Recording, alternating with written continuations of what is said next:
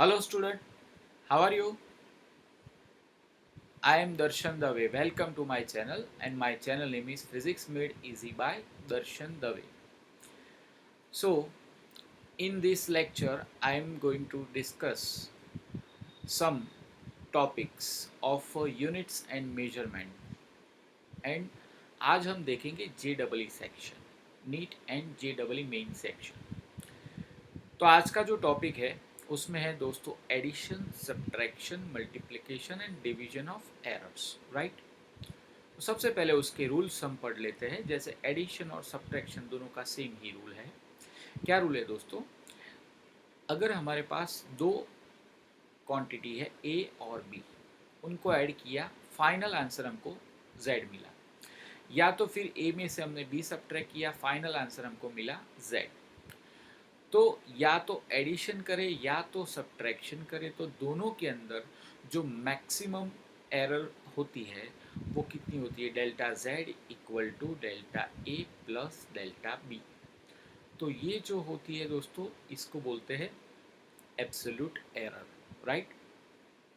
अब हम बात करते हैं दोस्तों मल्टीप्लिकेशन और डिवीजन की। तो सपोज दो क्वांटिटी को हम मल्टीप्लाई करते हैं या डिवाइड करते हैं, फाइनल आंसर हमको मिलता है दोस्तों z। तो उसके लिए अगर रिलेटिव एरर हमें फाइंड करनी है, तो रिलेटिव एरर कैसे फाइंड करेंगे? तो relative error delta z upon z equal to delta a upon a plus delta b upon b, right. वैसे ही अगर पावर्स के लिए रूल क्या है दोस्तों? तो पावर्स के लिए रूल होता है कि if z equal to a raise to n, तो जो पावर होगी वो आगे मल्टीप्लाई हो जाएगी। तो ये तो delta z by Z equal to n into delta A by A, right. तो दोस्तों देखते हैं आगे का sum. The period of oscillation of simple pendulum is given by t equal to 2 pi under root l by g, where L is about 100 centimeter and it is known to have 1 millimeter accuracy. The period is 2 seconds is given and time for 100 oscillation is measured by a stopwatch with list count 0.1 second. Percentage error in G, यानी ये चार में से percentage error कौन सी होगी? जी मतलब gravitational acceleration. तो क्या क्या हमको दिया है कि एल दिया है आपको 100 सेंटीमीटर, डेल्टा एल दिया है 1 सेंटीमीटर, फिर आपको दिया है पीरियड वो 2 सेकेंड है, और जो स्टॉप वॉच का जो रिजोल्यूशन है वो 0.1 सेकेंड दिया है, और फिर आपको नंबर ऑफ ऑसिलेशंस दिए हैं दोस्तों 100। तो इसको हम कैसे करेंगे दोस्तों? जी में हमें एरर मेजर करनी है, तो सबसे पहले हमें जी को सब्जेक्ट बनाना पड़ेगा। तो जी स्क्वायर रूट में है, तो उसको सब्जेक्ट बनाने के लिए take squaring both side, square कर लेते हैं। जी यहाँ चला गया, टी स्क्वायर नीचे चला गया, तो 4 pi square L upon T square, right. अब जी में रिलेटिव एरर क्या होगी? Delta G upon G equal to delta L by L plus 2 delta T by T. Let us take equation number 1, let us write it is equation number 1। यहाँ पे आपको number जो है वो number calculate नहीं करने हैं दोस्तों, आप सब जानते हो, ठीक है।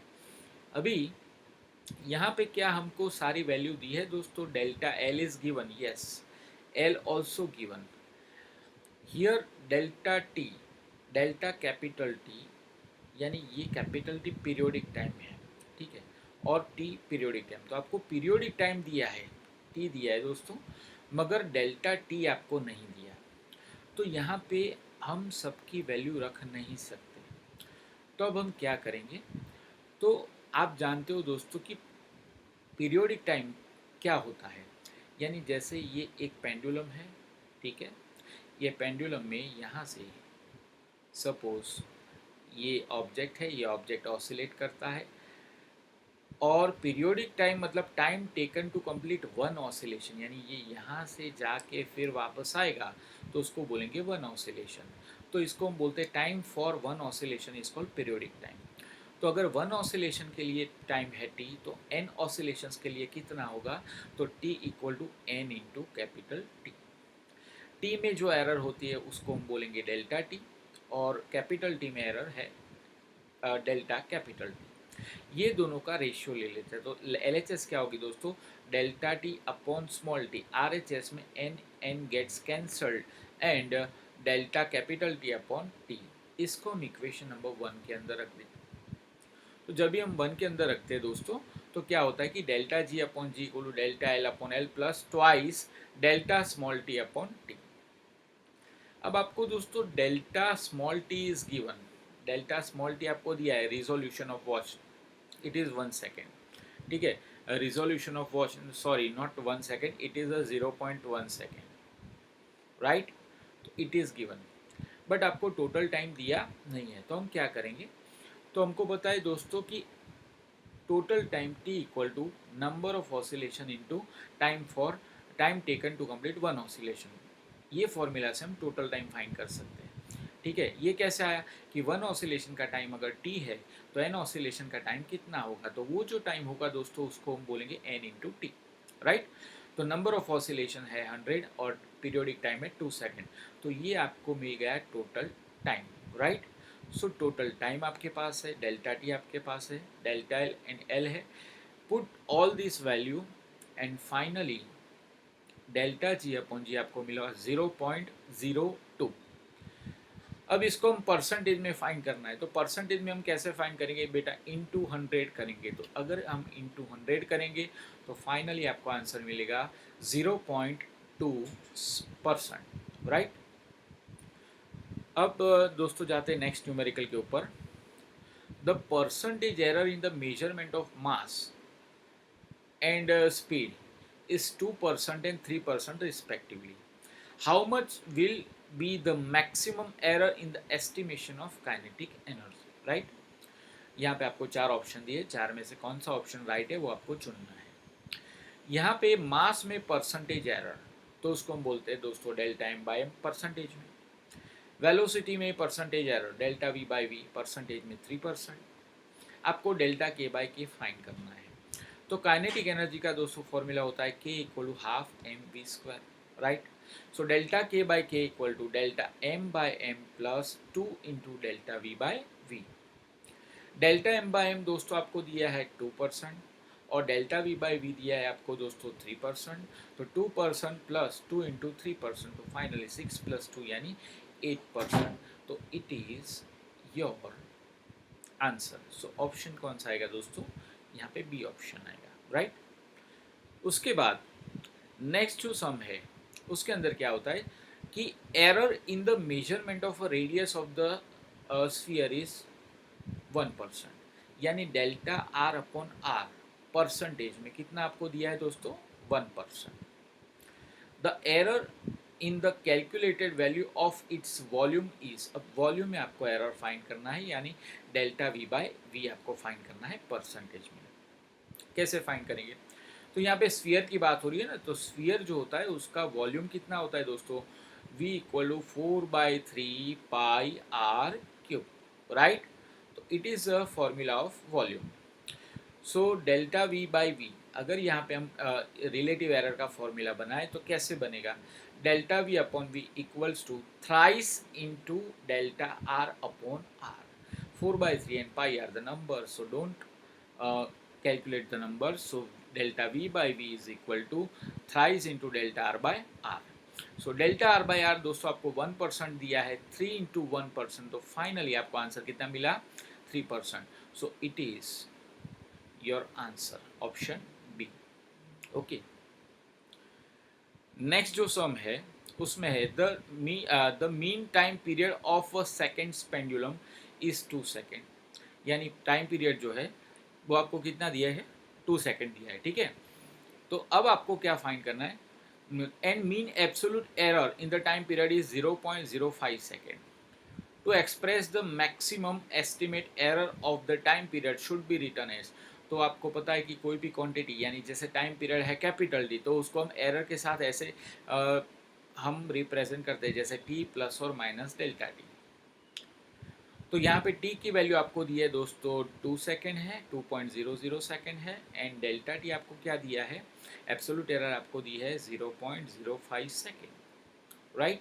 सो पीरियड अब ऐसे लिख सकेंगे 2 सेकेंड प्लस और माइनस 0.05 सेकेंड। तो ये इसका जो आंसर आएगा दोस्तों वो ऑप्शन सी होगा, राइट। अब उसके बाद next, a thin copper wire of length 1 metre increases in length by 2%, यानी यहाँ पे relative error in the length is given, so delta L by L equal to 2%। When heated through a 10 degree Celsius, यानी आपको temperature दिया है दोस्तों 10 degree Celsius, ठीक है। What is the percentage increase in area when a square copper sheet of length L meter is heated through 10 degree Celsius. तो अब आपको पूछा है कि अगर ये स्क्वायर कॉपर शीट को हम हीट करेंगे तो एरिया क्या होगा, ठीक है। यानी आपको डेल्टा ए बाई ए आपको फाइंड करना है, ठीक है। तो ये कैसे फाइंड करेंगे दोस्तों, तो area of the square of the copper sheet is given by, area का फॉर्मूला दोस्तों क्या होता है, A upon A equal to L square, square है ना तो स्क्वायर का एरिया क्या होता है दोस्तों, L square. So delta A by A is equal to क्या होगा, twice into delta L by L. Delta L by L आपको क्या दिया है, 2%, so delta a by a equal to 2 into 2%, so finally answer is 4%, so our option is A, right. Next, physical quantity P is given by P equal to a cube b square c raised to minus 4 d raised to 3 by 2. The quantity which brings in the maximum percentage error in P is A B C D, यानी कौन सी quantity P में ज़्यादा error लाएगी। तो P का formula दोस्तों क्या है, तो P का फॉर्मूला है P equal to A cube B raise to 1/2 C raise to -4 D raise to 1/2 D raise to 3/2। अब चलो सी रेस टू -4 को जैसे ही ऊपर ले जाते हैं तो जो -4 होगा वो क्या हो जाएगा, +4। तो फाइनली फॉर्मूला क्या बनेगा, फाइनली फॉर्मूला बनेगा A cube B raise to 1/2 C raise to 4 upon D raise to 3/2। ये दोस्तों हमारा फॉर्मूला बना। अब आगे क्या होगा, यहाँ पे what is the relative error in P, delta P by P equal to 3 into delta A by plus 1/2 into delta B by B plus 4 into delta C by C plus 3/2 into delta D by D. तो यहाँ पे दोस्तों ये जो P की relative error है उस पर कौन सी क्वांटिटी की इफेक्ट ज़्यादा होगी, तो यहाँ पे दोस्तों यहाँ पे जो एरर है इंटू 3 किया है, यहाँ पे जो एरर है इंटू 1/2 किया है, यहाँ पे एरर 3/2 मल्टीप्लाई किया है, यहाँ पे 4 मल्टीप्लाई होता है। मतलब कि सी में जो एरर होगी मल्टीप्लाई बाय 4 करेंगे वो उसकी इफेक्ट सबसे ज़्यादा डेल्टा पी बाई पी पे होगी, राइट। मतलब कि हम बोल सकते हैं कि यहाँ पे power of C is maximum, so the quantity C brings maximum error in P, right. Now the next question, ये थोड़ा अच्छा वाला क्वेश्चन है दोस्तों। Radius of the sphere is measured 2.1 plus और माइनस 0.5 सेंटीमीटर। आपको रेडियस दी है 2.1 प्लस और माइनस 0.5 प्लस और minus 0.5 centimetre, not 5, it is 0.5 centimetre, right. Now area of the calculated surface area with error limits. तो आपको इसका एरिया फाइंड करना है, सरफेस एरिया फाइंड करना है, एरिया में एरर नहीं फाइंड करनी दोस्तों, आपको एरिया फाइंड करना है। तो स्फीयर का जो एरिया होता है दोस्तों वो कितना होता है, तो स्फीयर का जो एरिया होता है वो होता है 4πr²। उसका सरफेस एरिया, उसका एरिया क्या उसका फॉर्मूला क्या होता है, 4πr²। 4 पाई 3.14 और radius is 2.1 the whole square. तो फाइनली आपको जो एरिया मिलेगा वो area A equal to 55.4 centimetre square. ये तो दोस्तों आया एक्चुअल आंसर एरिया का। आपको क्या फाइंड करना है, उसकी एरर लिमिट भी फाइंड करनी है, यानी एरिया की एरर भी आपको फाइंड करनी है। तो एरर कैसे फाइंड करेंगे, तो यहाँ पे according to this formula relative error in A, delta A by A is equal to twice into delta R by R. Twice into क्या होगा दोस्तों, delta R upon R, right. तो delta A is equal to delta R into 2, delta A by A is equal to क्या होगा, delta R upon R into 2, delta R upon R into 2 into क्या होगा, area. Now ये delta R की value दोस्तों क्या है, 0.54, right, ठीक है। और ए की वैल्यू क्या है यहाँ पे, ए की वैल्यू दोस्तों यहाँ पे हमने फाइंड की 5.4 इंटू हमने किया दोस्तों 2, ठीक है, डिवाइडेड बाय 2.1 करोगे तब जाके आपको आंसर क्या मिलेगा दोस्तों, 26.4 सेंटीमीटर स्क्वायर। अब कोई भी क्वांटिटी को उसकी एरर लिमिट के साथ हम कैसे बता दें, जैसे क्वांटिटी ए है तो उसको हम कैसे बताएंगे, ए प्लस और माइनस डेल्टा है, राइट। तो ए का आंसर है 55.4 प्लस और माइनस डेल्टा ए का आंसर क्या होगा, 26.4 centimetre square. So it is area. Okay, so now we will see the next numerical. Calculate percentage error in the determination of pendulum. Calculate percentage error in the determination of pendulum, where length and gravitational acceleration having errors are measured 1% and 2%. मतलब कि आपको delta L by L दिया है 1%, और gravitational acceleration में जो error है delta G by जी वो आपको दिया है दोस्तों 2%, राइट। तो अब क्या करेंगे, टी इक्वल दोस्तों है 2 pi under root of L by G, under root मतलब L raise to 1/2, G raise to 1/2, right. So error in T is equal to delta T upon T is equal to 1/2 into delta L by L plus 1/2 into delta G by G. Put the value of delta L by L, it is 1%. Put the value of delta G by G, it is 2%. So 2 gets cancelled. So here 0.5% plus 1/2 मतलब 0.5% plus 1%. So final answer is 1.5%. Right? Now the next question. Mass and density of a solid sphere are measured to be 12.4 into 0.1 kg and 4.6 into 0.2 kg per meter. Calculate the volume of the sphere with their error limits. आपको volume find करना है, तो volume हम कैसे find करेंगे, देखो मास आपको दे दिया है और फिर क्या दे दिया दोस्तों, density. Density equal to mass upon volume formula में पता है, तो वॉल्यूम इक्वल टू क्या होगा, मास अपॉन डेंसिटी। तो सबसे पहले वॉल्यूम की एक्चुअल वैल्यू हम मेजर कर लेते हैं। तो मास क्या है दोस्तों 12.4 एंड डेंसिटी क्या है दोस्तों 4.6। तो V का आंसर होगा 2.7 मीटर क्यूब। ये हो गया वॉल्यूम। अब आपको फाइंड करना है वॉल्यूम के अंदर एब्सोल्यूट एरर। तो रिलेटिव एरर, अगर ये फॉर्मूला से हम रिलेटिव एरर बनाने जाए, ये फॉर्मूला से अगर हम रिलेटिव एरर बनाए तो फॉर्मूला क्या आएगा दोस्तों, delta V by V is equal to delta M by M plus delta rho by rho, right. हमें फाइंड करना है दोस्तों डेल्टा वी, तो ये वी को हम यहाँ ले जाते तो वी यहाँ मल्टीप्लाई होगा, तो V into delta M by M plus V into delta L by L. Volume हमने फाइंड कर लिया है दोस्तों 2.7, delta M, what is delta M is 0.1, M क्या है 12.4, फिर से डेल्टा रो क्या है 0.2, रो क्या है दोस्तों 4.6, ठीक है। तो फाइनली इसका आंसर हमें मिलेगा 0.14। अब वॉल्यूम को विथ इट्स एरर लिमिट हम कैसे बताएंगे, v प्लस और माइनस डेल्टा v। तो v यहाँ पे क्या है दोस्तों 2.7 और प्लस और माइनस डेल्टा v क्या है 0.14। So finally volume with its error limit is 2.7 plus or minus 0.40 meter, right. So it is the answer of this question.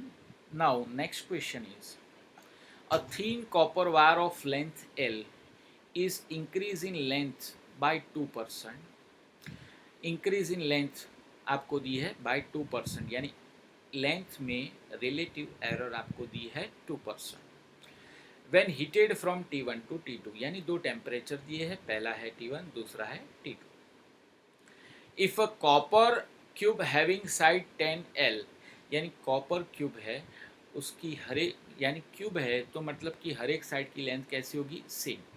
तो वो लेंथ आपको कितनी दी है, 10L, is heated from T1 to T2, what will be the percentage error in area of one surface of the cube and volume of the cube। तो आपको area में error find करनी है और वॉल्यूम में एरर फाइंड करनी है। कैसे करेंगे दोस्तों, देखो दोस्तों, यहाँ पे एक कॉपर सरफेस होगा, इसका एरिया भी 10L है, इसकी लेंथ भी 10L है, इसकी लेंथ भी 10L है, तो फाइनली इसका एरिया क्या होगा, 10L², राइट। तो मतलब कि 10L इंटू 10L, तो delta A by A, relative error in A is given bye twice into delta L by L. क्योंकि 10 जो है वो नंबर है, नंबर को हम कंसिडर नहीं करते, वो फिजिकल क्वांटिटी नहीं होती। तो twice into delta L by L. तो डेल्टा एल बाय एल यानी आपको रिलेटिव एरर आपको दी है, कितनी दी है दोस्तों, लेंथ में 2%। तो delta L by L is given, it is 2%, right. So placing the value 2%, to 2 into 2% it will be 4%, right? Now volume in the cube, error in the volume find करना है। तो चलो वॉल्यूम यानी मतलब क्या होगा, वॉल्यूम मतलब length into length into length, length into length into length, because ये क्यूब है ना दोस्तों, तो क्यूब में हर एक साइड की लेंथ होती है सेम। अगर क्यूबॉइड हो तो LBH आता है, और क्यूब हो तो L क्यूब। तो लेंथ आपको दिए दोस्तों 10L, तो 10L into 10L into 10L, so finally 10L the whole cube. Now volume, relative error in the volume, delta V by V equal to thrice into delta L by L, but delta L by L is equal to 2%. See, here delta L by L is equal to 2%, so finally here 3 into 2, it means it is 6%. So it is the solution. Now let us see the next question. A length of a rod is 11.05 plus or minus 0.2 centimeter. ये आपको length दी है। What is the length of the two rods? दो road की length आपको find करनी है। तो total length क्या होगी, टोटल लेंथ अगर आपको पूछे, ठीक है, L प्लस L, ठीक है, तो 11.05 प्लस और माइनस 0.2 प्लस 11.05 प्लस और माइनस 0.2, फाइनली इसका आंसर आएगा 22.1 प्लस और minus 0.4 centimetre. Okay, it is a very easy sum. Now next, a body travel uniformly a distance 13.8 plus or minus 13.8 plus or minus 0.2 meter in a time 4 plus or minus 3 seconds. The velocity of the body with its error limit, यानी आपको velocity मतलब कि v plus और minus delta v आपको find करना है, ठीक है। तो हम कैसे फाइंड करेंगे, तो देखो डिस्टेंस आपको दिया है d इक्वल टू 13.8 प्लस और माइनस 0.2 मीटर, एन टाइम आपको दिया है 4 प्लस और minus 0.3 second, right. Velocity equal to दोस्तों डिस्टेंस अपॉन टाइम, तो डिस्टेंस अपॉन टाइम, डिस्टेंस कितना 13.8, ठीक है, ये रहा डिस्टेंस d प्लस और माइनस डेल्टा डी, और ये t प्लस और माइनस डेल्टा टी। तो दोस्तों डिस्टेंस कितना है, डिस्टेंस है 13.8 और टाइम कितना है 4 second. So when we divide we get the final answer 3.45 metre per second, right. Now here to find the delta v, first we check the relative error delta v upon v equal to delta d upon d plus delta t upon t, right. So delta d upon d, what is delta d, 0.2, delta d is equal to 0.2, right. D equal to 13.8, here delta t is equal to 0.3 and t equal to 4. So when we are placing the value and calculating this, so final answer is 0.0895, but it is the answer of delta v by v.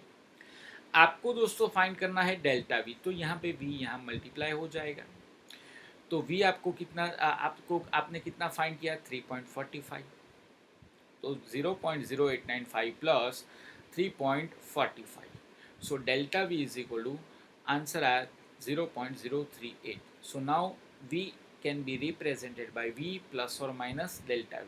तो V कितना है दोस्तों 3.45, देखो यहाँ पे V कितना आया था दोस्तों 3.45, ये रहा 3.45 डिवाइडेड बाय डेल्टा V कितना है दोस्तों, डेल्टा V है 0.038, तो प्लस और minus 0.038 metre per second, right. तो next, the value of two errors, the value of two resistors are 5 plus और minus 0.2 kilo ohm. Kilo it means 10⁻³ ohm. 1 kilo ohm is equal to 10⁻³ यानी 1000 ohm होता है. ठीक है. तो value of two resistors are 5 plus और minus 0.2 kilo ohm and second one is having value 10 plus or minus 0.1 kilo ohm. What is the percentage error in the equivalent resistance when they are connected in parallel? दोनों किस में connected दोस्तों, parallel में. तो R1 आपको दिया है 5 plus और माइनस 0.2, ठीक है. और दोस्तों यहाँ पे प्लस और माइनस 0.02 है. ठीक है, ओके. तो 5 प्लस और minus 0.02 and R2 equal to 10 plus or minus 0.1 kilo, right. Equivalent resistance. अच्छा, यहाँ पे आपको फाइंड करना है percentage error. What do mean by percentage error? Percentage error का फॉर्मूला होता है delta R by R in percentage, right. ये कैसे फाइंड करेंगे? तो दोस्तों आर का आंसर होता है R1. अच्छा, पैरेलल में जैसे दो रेजिस्टेंस है वो पैरेलल में कनेक्ट किए हैं, तो इक्विवेलेंट रेजिस्टेंस क्या होगा 1/R equal to 1/R1 plus 1/R2, right.